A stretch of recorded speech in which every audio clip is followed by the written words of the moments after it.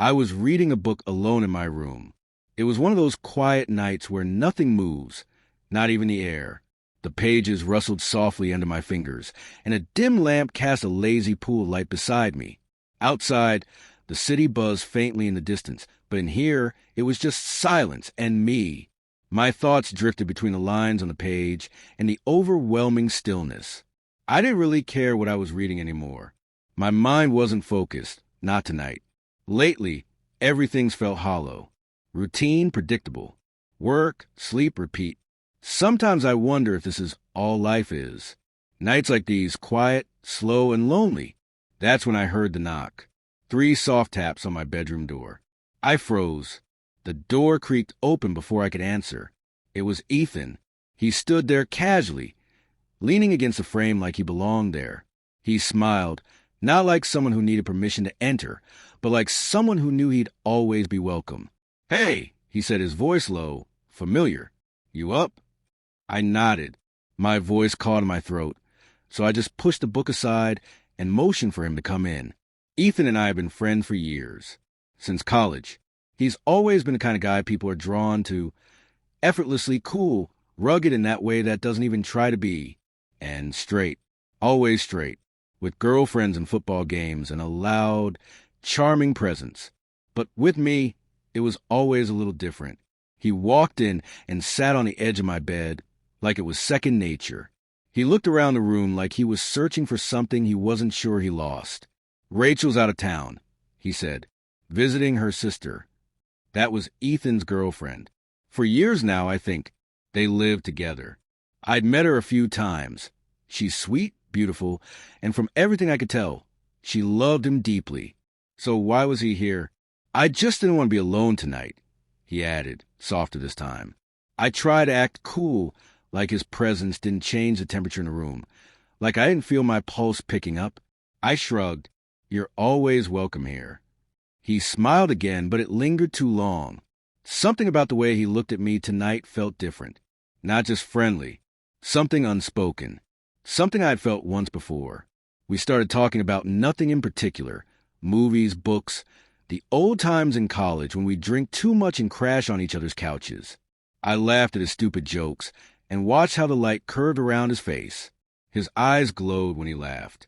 Then, for just a second, everything slowed down. He reached across the bed for the book I had tossed aside, and his hand brushed against mine. I felt it, not just the contact, but the pause. His fingers didn't pull away right away.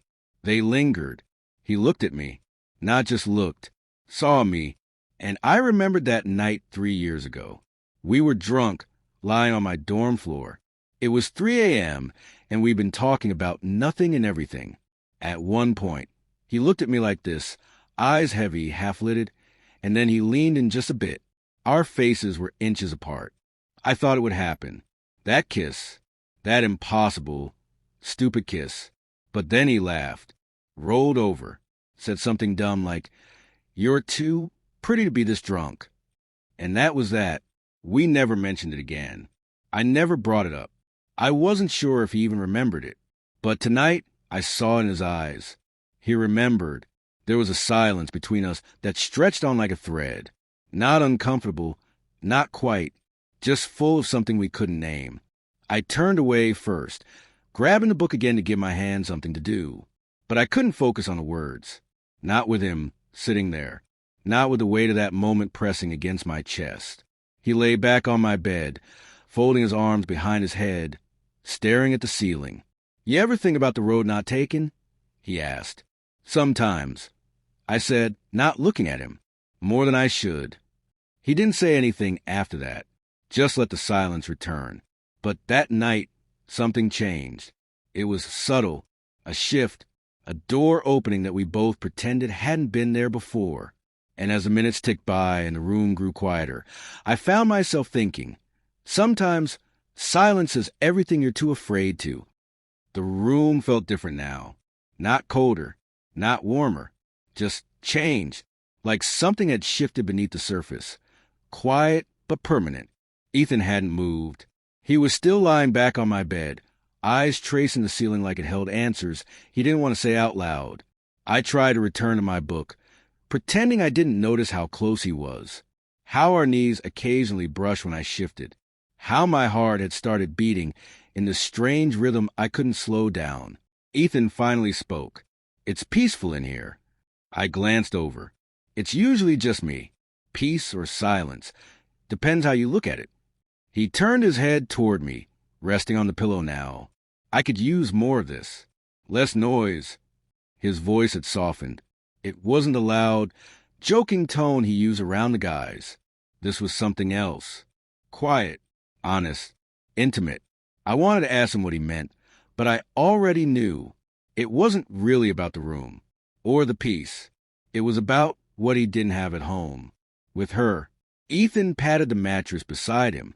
"Come on, lie down, like the old days." I hesitated. My hands gripped the edge of the book like it was an anchor, but then I let it go. I lay beside him, careful not to touch, but aware of every inch between us. He sighed. "I miss how simple things used to be, before everything got complicated." His voice drifted like smoke. "You and Rachel?" I'd asked. He was quiet for a long time. "Then, we're fine. At least, I think we're supposed to be. We've been together so long it's like, I don't know, like we're more familiar than we are in love." I turned my head to look at him. His eyes were still fixed on the ceiling, blinking slowly. "You ever wonder if you ended up in the wrong life?" he asked suddenly. "Not a bad one. Just not the one that was meant for you." I swallowed. "Yeah," I said. "I wonder that all the time." Our eyes met. He didn't look away this time. His voice dropped, low and careful. "Sometimes I think about what would have happened if I hadn't stopped that night."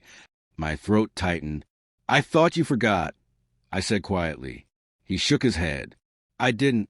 I think about it more than I should." There it was.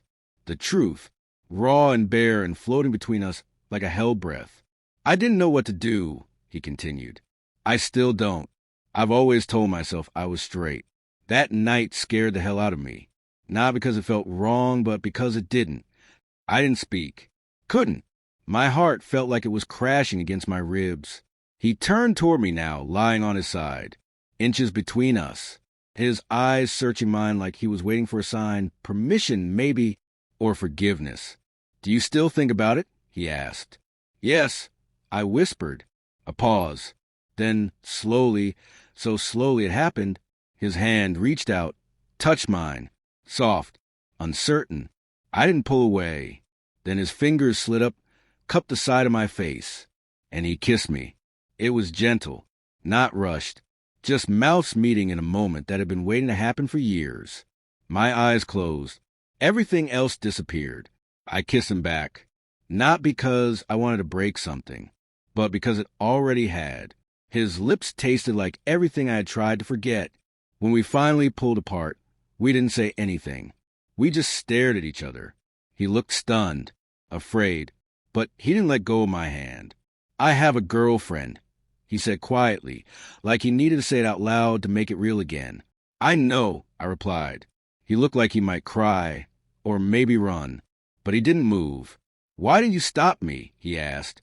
"I couldn't," I said, "because I wanted it too." He sat up, rubbing his hands over his face. "This can't happen again." I didn't respond. What was there to say? The thing we told ourselves we'd never do had just happened, and it wasn't wild or messy.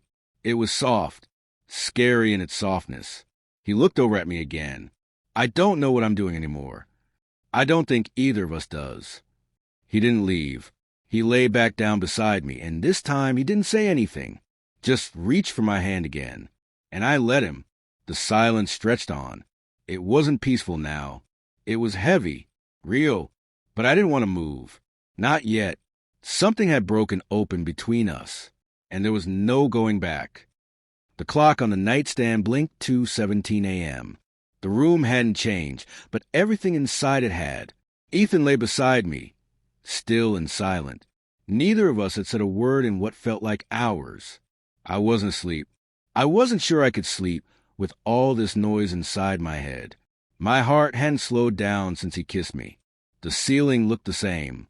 The lamp still cast its pale yellow light. But everything was different. Ethan shifted slightly, just enough that our arms touched again. I couldn't tell if it was on purpose or if we just ended up that close. Every inch between us had started to feel like a question we didn't know how to answer. He hadn't pulled away, but he also hadn't said much since. I stared at the ceiling, just like he had earlier, trying to make sense of what we'd done, what it meant, what would happen next. I thought maybe if I stayed quiet, the moment would stay, too. Eventually, Ethan exhaled. Not loudly, just enough to let me know he was still awake. "I didn't come here to do this," he said. "I know," I whispered. He sat up slowly, pressing the heels of his hands into his eyes. It's like I wasn't even thinking, like it just happened. "But it didn't just happen," I said. "We've both been holding that door open for a long time." He looked over at me, his expression unreadable. "I'm not trying to hurt anyone." I know that too. The guilt hung between us, sharp and present. It was in every pause, every breath, every glance that looked away too soon. "I love Rachel," he said, almost offensively, like he needed to hear aloud to make it true again. "I believe you," I said, and I did, but that didn't change the fact that he had just kissed me like he'd been wanting to for years. He rubbed his face, clearly struggling. What does this mean? What did we just do? I didn't have an answer for him, so I asked, was it real? His eyes met mine again, softer now. There was no anger in his voice when he replied, "Yes." That single word both warmed and wounded me. I turned my head away, because I didn't want him to see what that answer did to me. "I think I've always wanted to feel this way," I said, like I was wanted, even if it's just for a moment. He didn't reply, but I could feel his eyes on me. "I should go," he said finally, standing slowly like he was waking up from something too vivid to be a dream. He moved quietly, pulling on his hoodie, running his fingers through his hair like he was trying to erase the night. But it clung to him, to both of us. He stood by the door for a long time before speaking again. "I don't know what this means." I looked at him. "It means we cross a line we can't uncross." He nodded once, almost imperceptibly. "Yeah." And then he left. The click of the door closing was louder than anything either of us had said all night. I didn't move. I couldn't. The bed still smelled like him. My skin still remembered the warmth of his hand. My lips still carried the weight of his kiss. I sat in the quiet, watching the shadows stretch across the floor as the lamp flickered slightly. The silence was no longer peaceful. It was full of questions I couldn't answer and choices I couldn't undo. I thought about Rachel, about how she would never know that the man she loved had come to another man's bed to feel something he couldn't explain. I wasn't proud of it, but I wasn't sorry either, because for a moment I felt seen. For a moment I was enough. I knew Ethan might never bring this up again. He might go back to her, pretend tonight didn't happen, bury it beneath comfort and guilt. But I couldn't pretend. Tonight happened, and no matter how much I wanted to, I couldn't go back to who I was before.